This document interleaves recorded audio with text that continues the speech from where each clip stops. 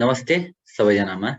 तपाईको साथ सहयोग मायाले आज हामी ट्रान्सपोर्ट टकको 10औं एपिसोडमा आएका छौँ र आज अलिकति फरक किसिमको हामीसँग अतिथि हुनुहुन्छ। पहिला हामी ट्रान्सपोर्ट इन्जिनियरिङ अथवा सिभिल इन्जिनियरिङ विथ ट्रान्सपोर्ट सेक्टरमा रिसर्च गर्नुभएको सर, म्याडम, साथीभाइहरूको हामीले कुरा सुनिरहेका थियौँ भने आज हामी मेकानिकल इन्जिनियरसँग डिस्कस गर्नेछौँ र त्यसमध्येमा पनि ट्रान्सपोर्ट सेक्टरको अलिकति इग्नोर सेक्टर फ्रेट ट्रान्सपोर्टेसन अझ लजिस्टिक रिलेटेड हामी चाहिँ कुरा गर्नेछौँ। सर्वप्रथम आजका हाम्रा अतिथि श्री जीवन ढकालजीलाई वेलकम गर्न चाहे। स्वागत छ जीवनजी। नमस्ते, धन्यवाद।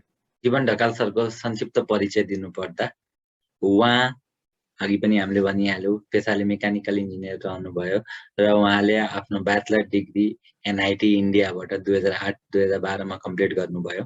त्यो सँगसँगै उहाँले केयुबाट मास्टर इन इनर्जी प्लानिङ 2016-2018 मा कम्प्लिट गर्नुभएको थियो। यस बीचमा उहाँको डिफ्रेन्ट भेराइटी अफ सेक्टरमा एक्सपिरियन्स रहन गयो। उहाँले इन्डियामा जिन्डल स्टिलमा मेकानिकल इन्जिनियरको रूपमा काम गर्नुभयो। त्यो सँगसँगै चाहिँ इन्सुरेन्समा सर्वेयरको रूपमा पनि कार्यरत रहनुभयो। त्यो सँगसँगै सिटिभिटी अन्तर्गत मेकानिकल रिलेटेड मेकानिकल इन्जिनियरिङ र सिभिल इन्जिनियरिङमा पनि मेकानिकल रिलेटेड सब्जेक्टमा चाहिँ ट्युटरको रूपमा चाहिँ करिब 1.5 इयर चाहिँ उहाँको पढाउने अनुभव पनि रह्यो।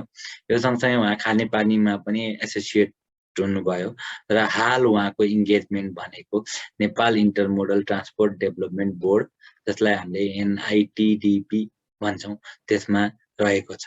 र यो एनआइटिडिपी भनेको के, एनआइटिडीले गरेका कामहरू, एनआइटिडीका फ्युचर योजनाहरू, त्यसमध्येमा आएका केही कुराहरू कति मान्छेलाई थाहा छैन होला, त्यो बारेमा चाहिँ आज हामी छलफल गर्नेछौँ। जीवनजी, अब हामी अलिकति फरक प्रश्नबाटै सुरु गरौँ।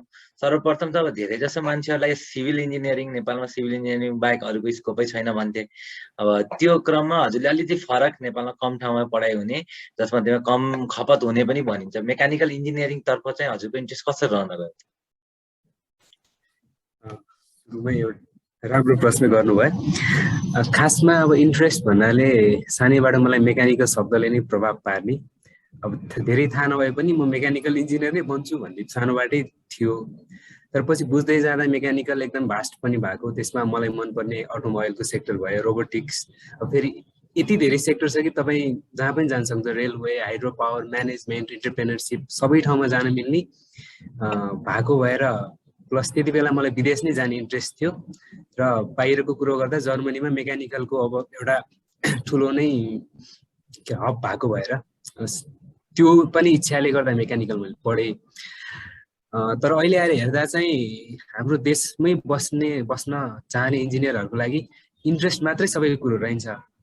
तपाईँले एकचोटि स्कोप र भविष्यमा कहाँ काम गर्ने मन छ, केमा काम गर्ने मन छ, त्यो सहित त्यो देशमा त्यसको कतिको आवश्यकता छ छैन त्यो चाहिँ बुझ्नुपर्ने मलाई अहिले आवश्यकता चाहिँ खाँचो भएको छ। इन्ट्रेस्टकै पछि चाहिँ हामी जस्तो अविकसित देशमा बसेर इन्ट्रेस्टकै पछि लाग्दा चाहिँ कहिलेकाहीँ भनौँ न आफूले चाहेको ठाउँमा नपुग्न पनि सक्ने हुँदो रहेछ। त्यस्तै छ। तपाईँले भनिहाल्नु भयो हाम्रो देशमा चाहिँ अब उत्पादन बढी काम कम भएकै हो। मलाई अझै पनि मेरो जुनियर साथीहरूको प्रत्येक दिन कल आएर हुन्छ, कतै तपाईँको कुनै छ, कतै मेकानिकलको अवसर छ भने भनिदिनु भनेर होइन। साँच्चै नै टिक लाग्दै अवस्था छ मेकानिकलको चाहिँ।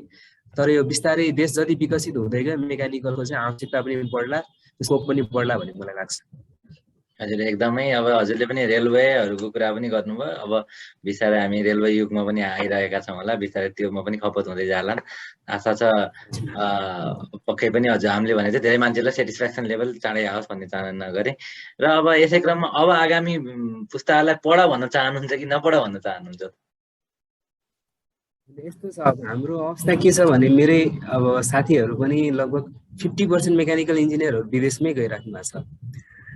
अब सुरुमा पढ्न चाहने मान्छेलाई एक त के अब होइन देशमै बसेर गर्ने इच्छा छ अथवा बाहिर जाने के छ। बाहिर जाने नै इच्छा छ भने त एकदमै 100% म गर्नुहोस् नै भन्छु। अनि होइन मलाई यही देशमै बस्नु छ र मेकानिकल पनि पढ्नु छ भन्ने अब सोच्नु छ भने तपाईँ जागिर मात्र खाने हिसाबले होइन, अहिलेदेखि नै अब कि बिजनेस अपर्च्युनिटी हुनसक्छ, के गर्न सकिन्छ सबै एक्सप्लोर गरेर त्यो क्षेत्रमा छिर्दा नै ठिक होला जस्तो लाग्छ मलाई। अलिकति थोरै चाहिँ रिसर्च अथवा स्टडी गरेर मात्र छिर्नुहोस् भन्छु म। एकदमै एकदमै। अब हामी अलिकति हजुरको अहिलेको करेन्ट वर्कतिर आउँ। नेपाल इन्टरमोडल ट्रान्सपोर्ट डेभलपमेन्ट बोर्ड, यसको बारेमा सायद सरकारी निकाय हुँदा हुँदा पनि धेरै मान्छेलाई जानकारी नभएको अवस्था नै छ। यसको बारेमा अलिकति प्रकाश पारिदिनु होला, जसले गर्दा सबैलाई यसबारे पनि थाहा होस्। अब हामी सुरुमा चाहिँ सुक्खा बन्दरगाहको कन्सेप्टमा क्लियर हुनु पनि जरुरी छ। पहिला सुरुमा हाम्रो नेपाल इन्टरमोडल यातायात विकास समिति 2054 सालमा स्थापना भएको। खास गरी हामीले यसको मुख्य काम भनेको सुक्खा बन्दरगाह अथवा आइसिपी भनेको इनल्यान्ड के अरे इन्टिग्रेटेड चेक पोस्ट, यसको भिन्नताको बारेमा अहिले भनौँ होला। त्यो हामीले बनाउने, विकास गर्ने, त्यसलाई अपरेसनमा लगाउने, विशेष त खास गरी वैदेशिक व्यापारको सहजीकरण, भन्सार प्रोसेसमा सरलीकरण र लजिस्टिकको लागि वेयर हाउसिङ, पार्किङ सबैको सुविधा हामीले प्रदान गरिरहेका छौँ। सुरुमा सुक्खा बन्दरगाह के हो भन्दाखेरि हाम्रो देशमा अब अहिले काठमाडौँमै बनिरहेको छ, यो सबै कुरा सबैलाई थाहा नै भएको कुरो। थर्ड वर्ल्ड कन्ट्रीबाट आउने सामानहरू चाहिँ पहिला तपाईँको बोर्डरमा मात्र भन्सार क्लियरेन्स हुन्थ्यो भने अब काठमाडौँसम्मै कन्टेनर ल्याएर अनि मात्रै म यहाँ जाँचपाँच गर्छु भनेर काठमाडौँको व्यापारीहरू आफै गएर भन्सारको प्रोसेसमा संलग्न हुन सक्नुहुन्छ हैन। अनि अब त्यो चाहिँ सुक्खा बन्दरगाह भयो। त्यसपछि इन्टिग्रेटेड चेक पोस्ट पनि छ हाम्रो, जस्तै विराटनगर, वीरगञ्जमा सञ्चालनमा छ भने नेपालगञ्ज, भैरवामा बनिरहेको अवस्थामा छ। त्यसमा चाहिँ एउटा प्लस पोइन्ट के हुन्छ भने त्यहाँ हाम्रो अध्यागमन पनि हुन्छ, त्यो प्यासेन्जरको मुभमेन्ट पनि त्यहाँबाट हुन्छ र भविष्यमा सबै कार्गो प्लस प्यासेन्जर सबै त्यहाँबाट मुभमेन्ट हुने हिसाबले आइसिपी बनेको हुन्छ। र हामी एनआइटिडिबी भन्छु मैले, नेपाल इन्टरमोडल ट्रान्सपोर्ट डेभलपमेन्ट बोर्ड सर्टकटमा, हामीले चाहिँ खास गरी त्यही नै काम गरिरहेको छौँ अहिले। अरू नयाँ चाहिँ हाम्रो सुक्खा बन्दरगाहमा चाँदनी, दोदा र चाँदनी पनि बनिरहेको छ। रसुवामा, टिमुरेमा बन्दैछ। त्यसपछि को लागि हाम्रो फिजिबिलिटी स्टडीहरू भइरहेको छ। त्यस्तै छ अहिलेको हाम्रो। र प्रत्येक वर्ष हामी चाहिँ अब केही न केही इन्फ्रास्ट्रक्चर अपग्रेड गरिरहेकै हुन्छौँ। केही कुरा अब तपाईँको आधुनिकीकरणको सिलसिलामा तपाईँ अब ह्यान्डलिङ इक्विपमेन्ट होला, वेयर हाउसिङमा अब नयाँ आधुनिकीकरण होला, त्यो चाहिँ हामी प्रत्येक वर्ष गरिरहेकै हुन्छौँ। र विशेष त हाम्रो काम यही नै हो। ए हजुर, एकदम। अब यसमा पनि हजुरले भन्नुभएको जस्तो हाम्रो चाहिँ प्रायः जस्तो नेपाल, अघि भन्नुभएको वीरगञ्ज, विराटनगरहरूको कुरा गर्नुभयो, त्यसपछि नेपालगञ्ज, भैरवाहरूको कुरा गर्नुभयो, चाँदनी, धेरै हामी कन्सन्ट्रेट इन्डियन साइडतर्फ भइरहेको हो त। अब किनभने यो रियलिस्टिक सिनेरियो नै त्यही छ हाम्रो। मैले ठ्याक्कै अहिले डाटा चाहिँ थाहा भएन, तर थर्ड वर्ल्ड कन्ट्रीबाट आउने कार्गो पनि हाम्रो इन्डियाबाट थ्रु कोलकाता एन्ड विशाखापट्टनम आइरहेको छ। र चाइनाबाट आउने लिमिटेड कार्गो भनेको चाइनिज ओरिजिनमै भएको। इन्डियातिरबाट हाम्रो इन्डियाको मात्रै सामान नभएर सबै थर्ड वर्ल्ड कन्ट्रीकै सामान मुभमेन्ट त्यहाँबाट भएको भएर अहिले प्लस हाम्रो जियोग्राफिकल्ली पनि सबैलाई थाहा भएको कुरा हो, माथिको हिमालयन रेन्ज एकदम च्यालेन्जिङ छ भने तराईमा हाम्रो विकास गर्न रोडदेखि लिएर सबै कुरा सजिलो छ। र त्यो मुभमेन्ट हाम्रो काठमाडौँसम्म आउनको लागि Kathmandu as a main centre of तपाईँको यो सामानहरूको मेन डेस्टिनेसन भएको भएर त्यो नै बाटो बढी प्रयोग भएको छ। त्यसको त्यही अनुसारले हामी तराईमै बढी फोकस भएको छौँ। तर यसको अर्थ अब माथि चाइनातिर नभएको पनि होइन, किनभने एउटा तातो पानी हामीसँग अलरेडी अपरेसनमा छ, रसुवा बनिरहेकै छ, कोरला पनि अब बन्ने चरणमा छ भने 3 ठाउँमा हामीले ओलाङचुङ गोला, किमाथाङका र मुगुको यारीमा चाहिँ प्री फिजिबिलिटी हामीले यो वर्ष गरेर सकाउँदैछौँ र भविष्यमा त्यहाँ पनि बन्ला भन्ने हाम्रो विश्वास छ। भनेपछि हामी चाहिँ अहिलेलाई कन्स्ट्रक्सन फेज इन्डिया साइडतिर भए तापनि माथिल्लो चाइनातर्फ चाहिँ हामी फिजिबिलिटी र अनि डिटेल फिजिबिलिटीको क्रममा छौँ भनेर बुझ्दा हुन्छ। त्यो भनिसकेपछि त्यो त बनाइसकेपछि त्योबाट जस्तै हजुरले भने कोइला पास बनाइसकेपछि त्यसको कनेक्टिभिटीको लागि बाटोको लागि प्रावधानहरू पनि हामीले नै गर्छौँ कि सडक विभागसँग समन्वय गर्छौँ कि कसरी गर्छौँ त? अहिले अब नर्मली वर्ल्ड ब्याङ्ककै जस्तो यो त्यो तपाईँको भन्सार आधुनिकीकरण भन्ने प्रोजेक्ट अन्तर्गतै वर्ल्ड ब्याङ्कको फन्डिङमा रोडहरू बनिरहेको छ।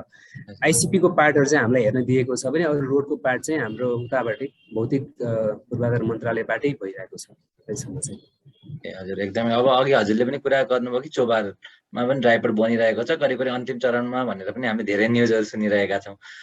चोबारमा बनाउनुको लजिक चाहिँ के रह्यो त? काठमाडौँमा बनाउनुको लजिक चाहिँ अब यस्तो हुन्छ, अब खासमा हाम्रो सुरुमा इम्पोर्ट के हुन्छ भनेर हेर्दाखेरि हाम्रो वीरगञ्जदेखि विराटनगर सबै ठाउँमा हेर्दाखेरि नर्मल्ली मैले चाहिँ दुईटा पार्टमा विभाजन गरेँ इम्पोर्ट्सलाई। एउटा र मेटेरियल जुन चाहिँ तराईकै इन्डस्ट्रीहरूमा कन्ज्युम हुन्छ, र अरू चाहिँ फुड, तपाईँको क्लथ्स, अटोमोबाइलदेखि लिएर अरू त्यो बाहेकका सम्पूर्ण धेरै 90% चिजहरू चाहिँ सुरुमा काठमाडौँमै आउँछ।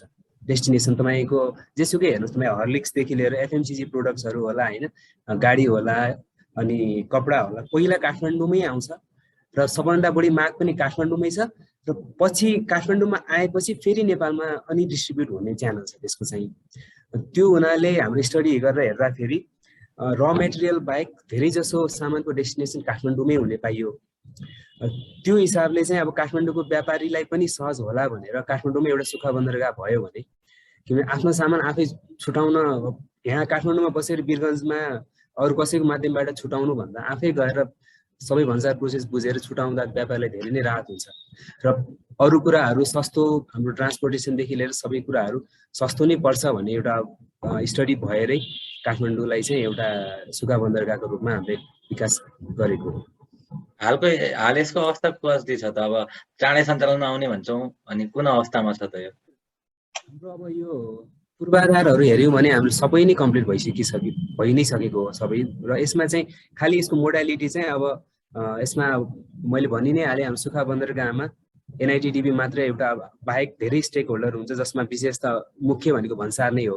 त्यसपछि हाम्रो क्वारेन्टिन हुन्छ, जसमा फुड आउँछ, एनिमल आउँछ, प्लान्ट आउँछ, त्यसपछि एउटा ब्याङ्क भयो, त्यसपछि कस्टम एजेन्टहरू हुनुहुन्छ होइन, र लगायत अरू पनि स्टेक होल्डरहरू हुन्छ, फ्रेट फरवार्डर्स हुनुहुन्छ। त्यो चाहिँ सबैको यसमा पार्ट भएको भएर सबैले आफ्नो गृह कार्य गरिराख्नु भएको छ। अनि अब भन्सार अब सरकारी कार्यालयको लागि चाहिँ नयाँ ओएनएम नभएर, कर्मचारी व्यवस्थापन नभएसम्म अहिले सञ्चालन गराउनु पनि गाह्रो भएको भएर उहाँहरू प्लस हामी सबैजना एकदमै तयारीमा छौँ र छिटै नै सञ्चालन हुन्छ भन्ने हामीलाई विश्वास छ। यसै क्रममा चाँदनी दोधारा पनि भन्नुभयो, त्यसको पनि अवस्था के छ, त्यो बारे पनि जानकारी दिउँ न। हामीले चाहिँ EIA अध्ययन, हाम्रो इन्भाइरोमेन्ट एसेसमेन्टको लागि चाहिँ अस्ति भर्खरै हामीले मन्त्रालयबाट गो टु अर्डर पाएपछि हाम्रो ठुलै नै टोली, हाम्रो मन्त्रालयको सचिवज्यूदेखि लिएर सहसचिवज्यू, हाम्रो अफिसको कार्यकारी निर्देशकज्यू लगायतका सम्पूर्ण टोली गएर त्यहाँ चाहिँ स्टेक होल्डरसँग बसेर मिटिङ गराएर ल यसलाई, यो कामलाई चाहिँ छिटो गराउनु पर्यो भन्ने हिसाब सहजीकरण गरिदिएर आउनु भएको छ र EIA को चरणमा छ अहिले। भनिन्छ नि त्यहाँ डिमान्ड छ र, अब धेरै जसो मान्छेहरूले भन्दा चाहिँ त्यहाँ डिमान्ड छ र किन त्यहाँ बनाउनु परेको होला भन्ने शब्द पनि सुनिन्छ। के हो यो? होइन, अब यसलाई हामीले अब एज अ प्राइभेट इन्स्टिट्युसनको रूपमा डिमान्ड मात्रै हेरेर एसेसमेन्ट मात्रै गर्न खोज्यौँ भने 100% जस्टिफाएबल होला नहोला त्यो चाहिँ म भन्न सक्दिनँ। तर यो भनेको पूर्वाधार भनेको एउटा विकास, हाम्रो देशको हाम्रो डिसेन्ट्रलाइजेसनको कुरा गर्छौँ हामीले होइन, जसरी अब सुदूरपश्चिम पहिलेदेखि पछि परिरहेको, मध्यपश्चिम पनि पछि परिरहेको, र यो कारणले गर्दा अहिले नभए पनि पछि त हाम्रो तपाईँको इन्डियाको पश्चिम नाकाबाट आउने, पश्चिमको हाम्रो गुजरातको मुन्द्रा पोर्टबाट आउने सबै ट्राफिकलाई त हामीले त्यहाँ डाइभर्ट गर्न सक्छौँ। अझ भन्नुहुन्छ भने तपाईँको युएसतिरबाट आउने कार्गोलाई त हामी कोलकाता विशाखापट्टनम नबोलाएर डाइरेक्ट त्यहाँबाट सिधै चाँदनी दोधारा आउने, दिल्लीबाटको सम्पूर्ण दिल्ली, राजस्थान लगायतका अलिक पश्चिममा रहेका इन्डियाको सिटीबाट डाइरेक्ट त्यहाँ ल्याउन सक्छौँ। र पक्कै पनि ट्राफिक अहिले नभए पनि जसरी त्यहाँ निर्माणको सुरु हुनेछ त्यसपछि त्यो ट्राफिक चाहिँ बढ्छ, र यसलाई चाहिँ हामीले विकासको एउटा अवसरको रूपमा पनि लिएर भविष्यमा त जसरी पनि चाहिन्छ नै, र त्यसको लागि अहिलेबाटै सुरुबाटै हामी किन हामी चाहिने त्यो सिचुएसनमा पुग्नभन्दा अगाडि नै सुरु किन नगर्ने भन्ने हिसाबले यसलाई नै गर्न खोजेको। एकदमै राम्रो कुरा पनि जोड्नु भयो कि डिसेन्ट्रलाइजेसन र त्यसपछि रिजनल ब्यालेन्सको कुराहरू पनि जोड्नु भयो होइन, जसले गर्दा पूर्व पश्चिम इस्ट वेस्ट हाइवे पनि अब निर्माण हुने क्रममा, एक्सपेन्सन हुने क्रममा पनि छ। इस्ट वेस्ट रेलवे जोड्दा चाहिँ पक्कै पनि यताबाट आउँदा पनि छोटो पर्छ होला भन्ने कुराहरू पनि जोड्नु भयो। अब त्यही यसै भनिरहँदा इन्टरमोडलहरूले चाहिँ जुन हजुरले भन्नुभयो चाँदनी दोधारा र चोभारको बाहेक अनि चाइनातिर पनि प्रिफिजिबिलिटी गर्ने भयो, यो बाहेक चाहिँ अरू के छन् त नयाँ इन्टरमोडलका plan and policy next few इयरको लागि? यसमा हामीले अब मैले भने जस्तो थुप्रै ठाउँमा बन्दैछ होइन, अनि त्यसमाथि प्रत्येक ठाउँमा जहाँ एक्जिस्टिङ छ त्यहाँ हामीले प्रत्येक वर्ष केही न केही आधुनिकीकरण, नयाँ पूर्वाधार थप्ने कामहरू गरिरहेका छौँ। त्यस्तै क्रममा हाम्रो नेपालमा अहिले रेल अब जहाँसम्म सबैजनालाई थाहा होला नहोला, हाम्रो वीरगञ्जको सुर्खा बन्दरगाहमा रेल आउँछ, कार्गो रेल। र यो अहिले होइन 2004बाट नै 5बाट नै लगातार रूपमा आइरहेको छ। त्यहाँ चाहिँ हामीले अब कन्टेनर ह्यान्डलिङको लागि एउटा ग्यान्ट्री क्रेन भन्ने अब कन्सेप्ट नेपालमै छैन अहिले चाहिँ, त्यो ग्यान्ट्री क्रेनको एउटा प्रोजेक्ट त्यहाँ इन्स्टल गर्दैछौँ, जसको कारणले कन्टेनर ह्यान्डलिङमा निकै नै सहजता आउनेछ। अहिले हाम्रो रिच स्ट्याकरबाट मात्रै ह्यान्डलिङ भइरहेको छ भने त्यो आएपछि हामीले कम टाइममा धेरै नै ह्यान्डल गर्न सक्छौँ। त्यसको लागि हामीले चाहिँ अब कन्सल्टेन्ट हायर गर्ने प्रोसेसमा हामी अब एग्रिमेन्ट गर्दैछौँ। चाँडै नै एकजना हाम्रो चाइनिज कन्सल्टेन्ट सेलेक्ट हुनुभएको छ, उहाँसँग चाहिँ हामीले एग्रिमेन्ट गरेर छिटै नै यो काम अगाडि बढाउँदैछौँ। त्यो बाहेक अरू हाम्रो जस्तै अब कोरालामा मास्टर प्लान कोरालाको लागि मास्टर प्लान बन्ने चरणमा छ होइन। अनि विराटनगर, वीरगञ्ज, भैरवामा पार्किङ यार्ड हामीले थपिरहेको छौँ।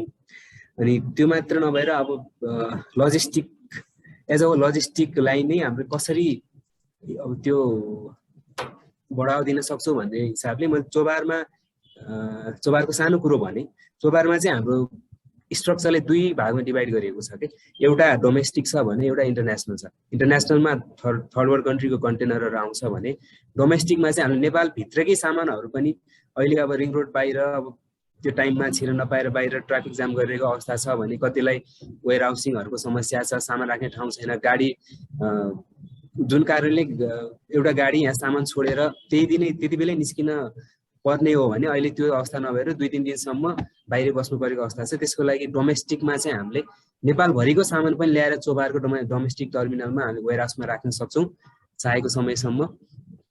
र त्यो बाहेक हाम्रो डोमेस्टिकमा सम्पूर्ण सुविधा सेक्युरिटीदेखि लिएर तपाईँलाई ड्राइभर्सको फेसिलिटी अथवा पछि जहिले मन लाग्छ त्यति बेला निकाल्न मिल्ने हिसाबले अब साँझ बिहान आएको गाडीले सामान त्यहाँ अनलोड गरेर रिङ रोडमा छिर्न मिल्ने टाइममा राति अर्को गाडीमा लोड गरेर लाँदा भयो होइन। त्यो सुविधाहरू त्यसको लागि पनि हामीले अब नयाँ यो चाहिँ इन्टरमोडलको नयाँ काम हो भनौँ न, डोमेस्टिक चाहिँ हामीले अहिलेसम्म गरेका थिएनौँ। त्यो बाहेक अरू थुप्रै नै त्यही हामीले मोडर्नाइजेसनको कुराहरू अब अपग्रेडिङका कुराहरू वीरगञ्जमा अब हामीले फायर ट्रकहरू, दमकलहरू, एम्बुलेन्सहरूको व्यवस्था गर्दैछौँ। अनि त्यो बाहेक अरू हाम्रो अन्तर्क्रियाहरू पनि भइरहेको हुन्छ, कसरी कम्युनिटीमा हामीले आफ्नो भनौँ न आफ्नो देखाएर कम्युनिटीसँग मिलेर अगाडि जानु मिल्छ भन्ने हिसाबले कार्यक्रम पनि गरिरहेका हुन्छौँ।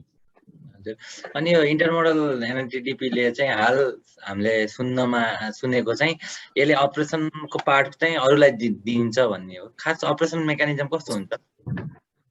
हजुर, हाम्रो गठन आदेशमै के भनेको छ भने हामीले चाहिँ बनाउने, त्यसको रेगुलेट गर्ने, बनाउने अनि त्यसपछि रेगुलेट गर्ने हो। र त्यो रेगुलेट गर्नलाई त्यसपछि चाहिँ हामीले प्राइभेट नै भन्छ, हामीले टर्मिनल म्यानेजमेन्ट कम्पनी भन्छौँ, टिएमसीलाई चाहिँ ठेक्का लाएर एउटा मिनिमम लिज रेन्ट एमएलआरमा तोकेर त्यो कन्ट्र्याक्ट चाहिँ हाम्रो कन्ट्र्याक्ट बिडिङबाटै सेलेक्ट गरेर हामीले टिएमसीलाई दिनुपर्ने हाम्रो प्रावधान छ।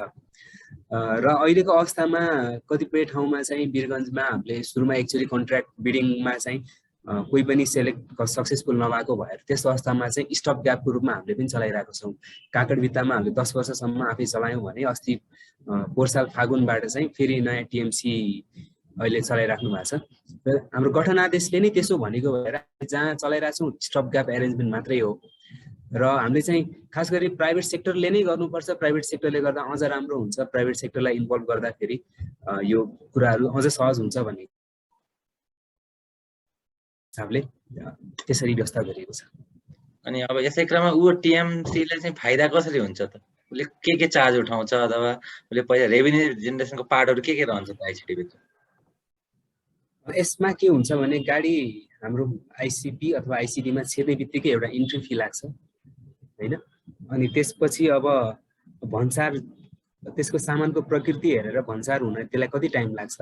अब कुनै जस्तै एग्रिकल्चर प्रोडक्टहरूलाई टाइम लाग्दैन, त्यो छिटै नै पास भइहाल्छ। त्यो बाहेक अलिक एकदमै कम्प्लेक्स नेचरको प्रोडक्ट छ अथवा रिस्की टाइपको त्यो छ भने त्यसलाई अब समय हेरेर त्यो गाडी त्यही पनि अब भन्सार पास नहुँदासम्म कि त गाडीमै सामान राखेर पार्किङ गर्नुपर्ने हुन्छ अथवा होइन गाडी नै फर्किहाल्नुपर्ने अवस्था छ भने हामीले वेयर हाउसको व्यवस्था गरेका छौँ।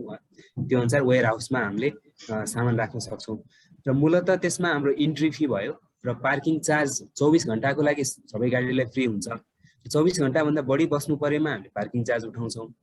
त्यसपछि वेयर हाउसमा पनि हाम्रो तपाईँको टाइम र तपाईँको यो वस्तुको केजी हेरेर त्यसरी चार्ज दिने गरिएको छ। मेनली यही 3टा चार्ज नै हो हामीले। र त्यसमा चाहिँ हामीले सुरुमा कसरी फाइदा हुन्छ त टिएमसीलाई भन्दाखेरि हामीले चाहिँ एउटा फोरकास्टिङ गर्छौँ हैन। फोरकास्टिङ गर्दा पनि अब त्यसमा सबै चिज काटेर अपरेसन कस्टहरू त्यो काटेर उसले कति उठाउन सक्छ त, अब त्यो अनुसार एउटा एमएलआर तोकेपछि जस्तै तपाईँको पार्किङको चार्जहरू त्यो वेयर हाउसिङको चार्जहरू चाहिँ अब भनौँ न चाहे हामीले फोरकास्ट गरे भन्दा बढी नै भइरहेको हुन्छ कि हाम्रो, किनभने भन्सार प्रोसेस हाम्रो देशमा अलिकति कम्प्लेक्स छ र टाइम लागिरहेको हुन्छ। र उहाँहरूको फाइदा भनेकै त्यही फोरकास्ट भएको गाडी मध्ये भन्दा बढी कति आउँछ र अब वेयर हाउसमा कति बढी बस्छ हैन, तपाईँ पार्किङ कति बढी बस्छ त्यही नै हो। हजुर। अनि रिसेन्टली पनि सुन्नमा आएको नेपालमा प्राइभेट रेल आयो, कङ्कर बाहेक अर्को रेल आयो अरे। यो खास आउन नपाउने थियो पहिलाको प्रावधान अनुसार के थियो यो बारेमा पनि जानकारी दिनु न। रिसेन्टली हाम्रो चाहिँ रेलवे सर्भिस एग्रिमेन्टमा एमेन्डमेन्ट भएको छ।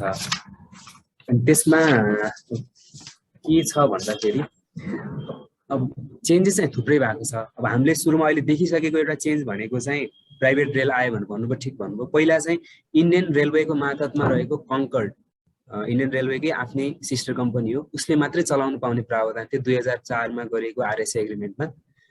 भने त्यो चाहिँ पहिलेदेखि नै माग उठाइरहेको थियो कि अरू प्राइभेट पनि आउन पाउनुपर्छ, किनभने मोनोपोली भएपछि पक्कै पनि व्यापारीलाई अब तपाईँ एउटा भार पर्छ, जति पनि प्राइस उसले राख्न पाउने भयो, कम्पिटिसन नै भएन। त्यही हेरेर अहिले चाहिँ भर्खरै अब के व्यवस्था भएको छ भने इन्डियन सबै प्राइभेट टर्मिनल अपरेटरहरू र त्यो मात्रै नभएर नेपालकै हाम्रो रेलवे कम्पनी पनि अब कोलकाता या विशाखापट्टनम जान पाउने प्रावधान भयो। त्यो चाहिँ अब सबभन्दा मेन यही नै भयो हामीले देखिसकेको चेन्ज। त्यो बाहेक थुप्रै पनि चेन्ज के भयो भने अब पहिला वीरगन्जको लागि मात्र आरएसए थियो, अब विराटनगर, नेपालगञ्ज, अनि तपाईँले चाहिँ पहिला अवस्था के थियो भने एमेन्डमेन्ट गरेर मात्रै ठाउँ थप्न मिल्ने थियो भने अब नेपाल र इन्डियाको कुनै पनि ठाउँमा विदाउट एमेन्डमेन्ट मात्र एउटा चिठी अथवा इन्फर्मेसन मन्त्रालय थ्रु गएर चलाउन मिल्छ हैन। त्यो भयो। र पहिला चाहिँ हाम्रो कार्गो र रोलिङ स्टकको टाइपहरू, कन्टेनर वेगनको टाइपहरू पनि लिमिटेड गरेको थियो। अब सबै खाले कन्टेनरको टाइप, सबै खाले वेगन आउन पाउँछ हैन। अब कोलकाता, हल्दिया, विशाखापट्टनम मात्र नभएर सबै खाले सबैको इन्डियाको पोर्टबाट नेपालमा आउन पाउँछ। अनि त्यसबाहेक केही चेन्जहरू चाहिँ अब नेपाली कमर्सियल ब्याङ्कबाट हामीले डाइरेक्टली पैसा तिर्न मिल्ने इन्डियन रेलवेलाई, पहिला चाहिँ के हुन्थ्यो भने इन्डियाको तपाईँको अरू एजेन्ट थ्रु तिर्दाखेरि व्यापारीलाई अझ कमिसन लाग्ने, बढी पैसा लाग्थ्यो भने अब हामीले नेपालबाटै डाइरेक्टली इन्डियन रेलवेको चार्जहरू भयो अथवा अरू चार्जहरू तपाईँको डिटेन्सन चार्जहरू चाहिँ नेपालबाटै तिर्न सक्ने अवस्था छ अहिले। हजुर, एकदमै राम्रो सुरुवात भएछ भन्ने लाग्यो। हामीले सुन्नमा पनि आएको सर्टेन पर्सेन्ट 20-25% नै कस्ट घट्छ अब प्राइभेट अर्को कम्पनीको रेल आएपछि भन्ने सुन्नमा आएको थियो हैन। त्यो हेर्दा पनि अब मैले भर्खरै सुने अनुसार चाहिँ हाम्रो कङ्कर्डले नै पहिला जसले चलाइरहेको थियो उसले 30% चाहिँ रिड्युस गरिसक्यो अरे कस्ट भन्ने मैले सुन्नमा चाहिँ आएको थियो। अब यसमा डिटेल चाहिँ मैले बुझेको छैन। अल्टिमेटली हामी इन्ड युजरहरूलाई नै फाइदा हुने देखियो यसबाट। हजुर, अब यसबाट अब थप सुधार गर्नलाई चाहिँ के गर्नुपर्छ जस्तो लाग्छ हजुरलाई लजिस्टिक सेक्टरमा, ओभरअल सेक्टरमा? भर्खरै हाम्रो यो मन्त्रालयबाट पनि लजिस्टिक पोलिसीको लागि एउटा समिति बनेको थियो, त्यसमा म पनि थिएँ र त्यसको एउटा ड्राफ्ट आएको छ अहिले लजिस्टिक पोलिसी भनेर। र त्यसले चाहिँ धेरै नै कुराहरूलाई इम्प्रुभ गर्ने कुरा लेखेको छ। मेनली यसमा चाहिँ मैले देखेको मेन प्लेयरहरू अथवा स्टेक होल्डर जो हुनुहुन्छ लजिस्टिकमा उहाँहरूलाई नै स्ट्रेन्थेन गर्नु जरुरी छ। र एउटा रोड फेसिलिटी हाम्रो नेपालमा अब जति रोड फेसिलिटी हामीले बढाउन सक्छौँ, रोडको क्वालिटी बढाउन सक्छौँ, टाइम एन्ड कस्ट डिक्रिज हुन्छ थोरै नै भए पनि हैन।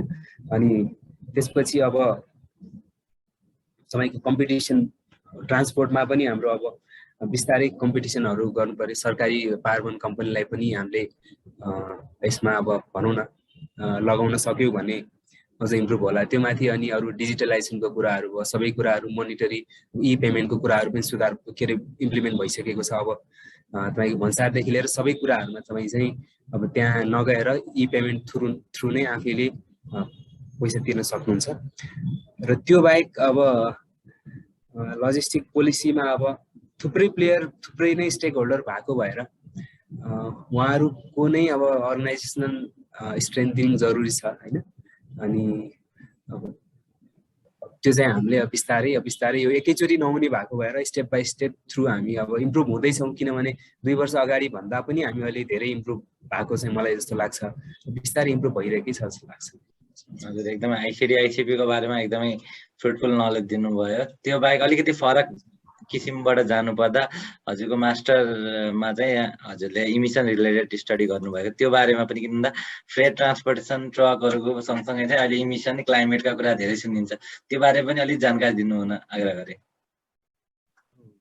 मलाई चाहिँ अब पहिलेदेखि नै गाडीको इमिसन किनकि मान्छे मेकानिकल पढेको भए पनि अलि बढी इन्भाइरोमेन्टल भ्यू पोइन्टबाट बढी सोच्ने बानी थियो होइन।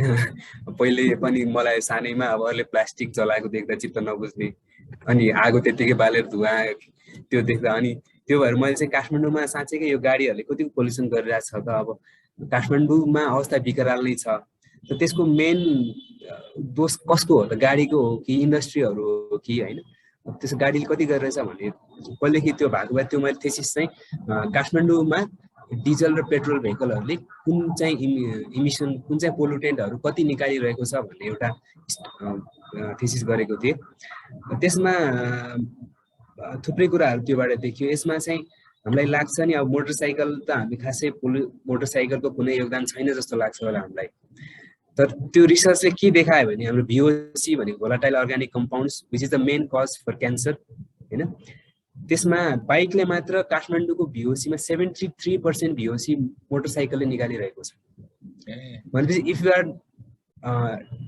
If you walk for 1 kilometre and don't use your bike, तपाईँले कसैलाई क्यान्सर हुनबाट जोगाउँदै हुनुहुन्छ है।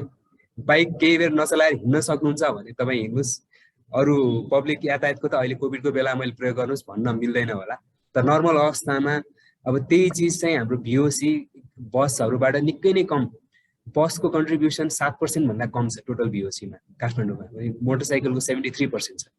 र त्यसपछि हाम्रो सबैभन्दा ठुलो पोल्युटेन्ट हाम्रो कार्बन मोनोअक्साइडलाई र भिओसी र पिएमलाई मान्छौँ होइन।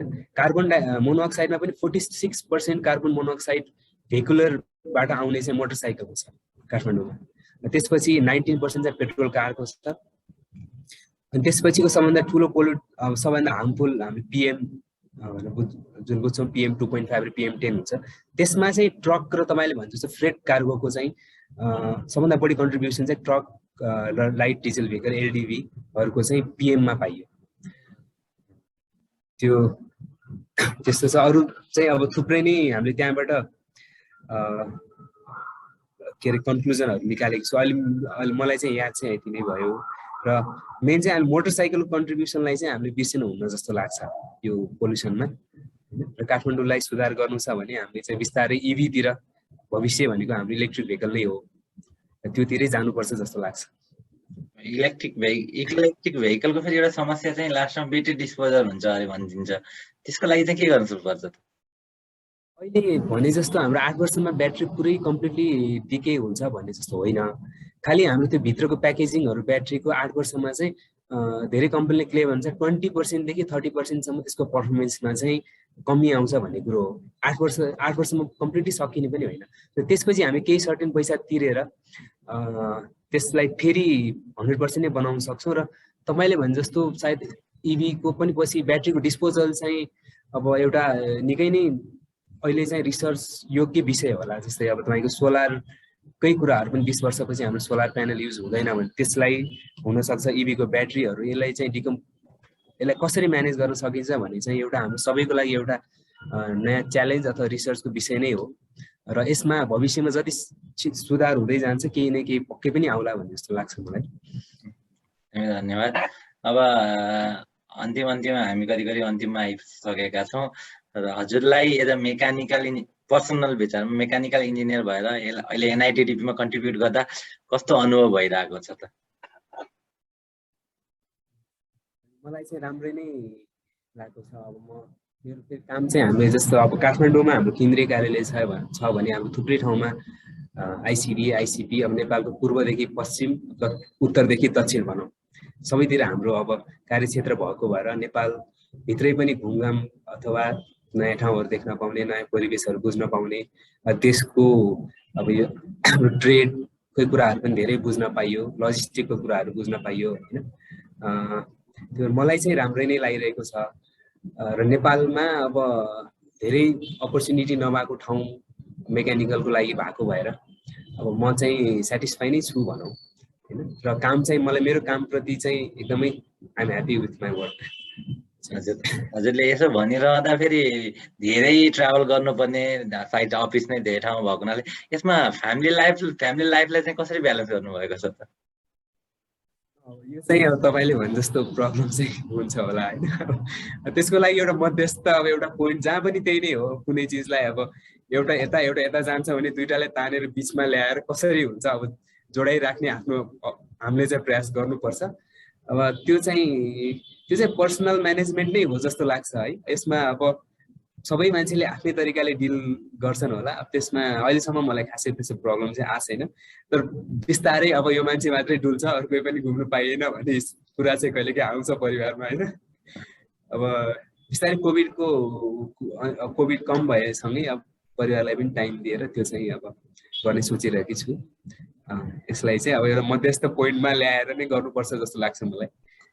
हजुर एकदमै धन्यवाद कार्यक्रममा आएर हजुरले चाहिँ नेपाल इन्टरमोडल ट्रान्सपोर्ट डेभलपमेन्ट बोर्डका गतिविधिहरू त्यो सँगसँगै चाहिँ अब यस भनेको के हो कति मान्छेलाई क्लारिफिकेसन नयाँ रेल सर्भिस एग्रिमेन्टका कुराहरू लगायत चाहिँ कसरी चाहिँ अपरेट भइरहेको छ भन्ने जानकारी दिनुभयो।